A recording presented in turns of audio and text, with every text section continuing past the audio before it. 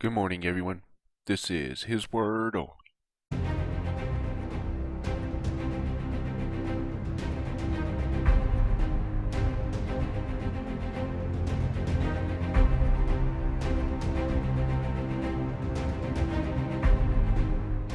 Let's get right into the Word of God. So today we're going to be reading Numbers chapter 24. As a recap of Numbers chapter 23, we have the prophecies of Balaam. And Balak took Balaam to the high places, right? And each time he would speak a prophecy and a blessing over the people of Israel. And finally, Balak is like, man, he neither cursed them or, didn't even do what I wanted him to do. And every time he would go up and try to speak a curse, it would be a blessing, right? And the reason why, because remember it said he found no iniquity in them, right? But once iniquity starts abounding and they start doing, making idols, stuff like this, right? That's when iniquity comes in, right? It's like a little parasite. And then it seeps in and it grows and grows and grows. But yeah, every time, man, he was speaking blessings in the prophecies, right? Of Israel, of his people and the future people, right? But anyways, let's go ahead and get into Numbers chapter 24. And when Balaam saw that it pleased the Lord to bless Israel, he went not, as at other times, to seek for enchantments, but he set his face toward the wilderness. And Balaam lifted up his eyes, and he saw Israel abiding in his tents according to their tribes, and the Spirit of God came upon him.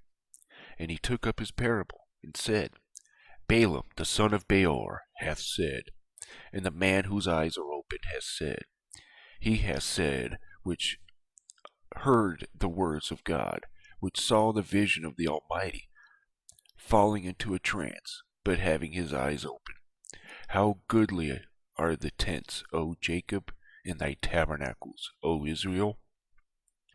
As the valleys they spread forth, as gardens by the river's side, as the trees of line aloes which the Lord hath planted, and as cedar trees beside the waters.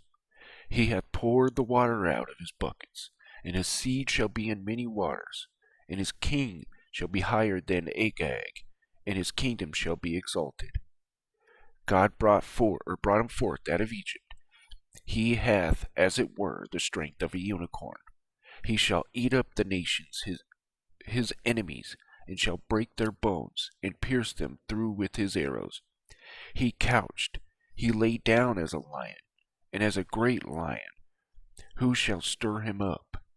Blessed is he that blessed thee, and cursed is he that curseth thee.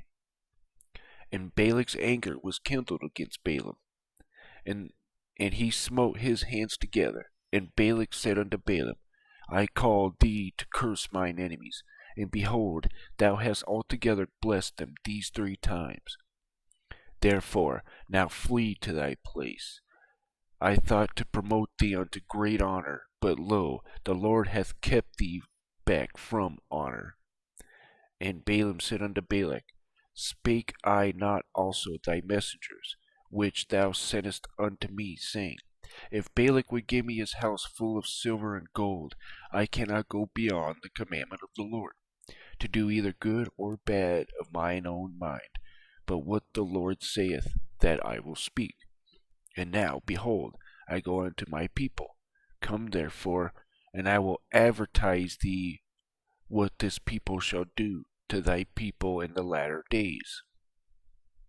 And he took up his parable and said, Balaam the son of Beor hath said, and the man whose eyes are open hath said. He hath said, which heard the words of God, and knew the knowledge of the Most High, which saw the vision of the Almighty, falling into a trance, but having his eyes open. I see him, but not now. I shall behold him, but not nigh. There shall come a star out of Jacob, and a scepter shall rise out of Israel, and shall smite the corners of Moab, and destroy all the children of Sheth. And Edom shall be a possession. Seir also shall be a possession for his enemies, and Israel shall do valiantly. Out of Jacob shall come he that shall have dominion, and shall destroy him that remaineth in the city. And when he looked on Amalek, he took up his parable and said, Amalek was the first of the nations, but his latter end shall be that he perish forever. And he looked on the Kenites, and took up his parable, and said, Strong is thy dwelling place, and thou puttest thy nest in a rock. Nevertheless, Kenite shall be wasted. Unto Asher shall carry thee away captive. And he took up his parable, and said, Alas, who shall live when God doeth this? And ships shall come from the coast of Chittim, and shall afflict Asher, and shall afflict Eber, and he also shall perish forever. And Balaam rose up, and went, and returned to his place, and Balak also went his way. And that is the end of Numbers chapter 24. So as a summary of Numbers chapter 24, we have the prophecy from Peor. And this prophecy is basically when Jesus comes, and on the day of wrath, destroys his enemies, right? And then sets up his kingdom. Because it says here, right? Let's see. And he planted his aloes. The Lord had planted the cedar trees. Where is it?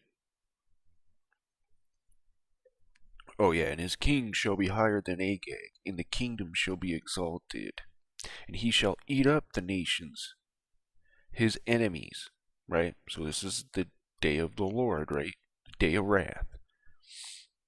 And he's, prophesying how he's going to have his people with him, right? And that there's going to be a king over Jacob or Israel, right? And this is Balaam blessing him again, right? Balak wants him to curse him, but Balaam can only say what the Lord wants him to say, right? And all this is just saying that Amalek's coming to his end. His people shall come to an end and all that, right? And the Kenites. And basically, again, Jesus and his kingdom with his people, right? Israel. That's what Israel means the people of God, right?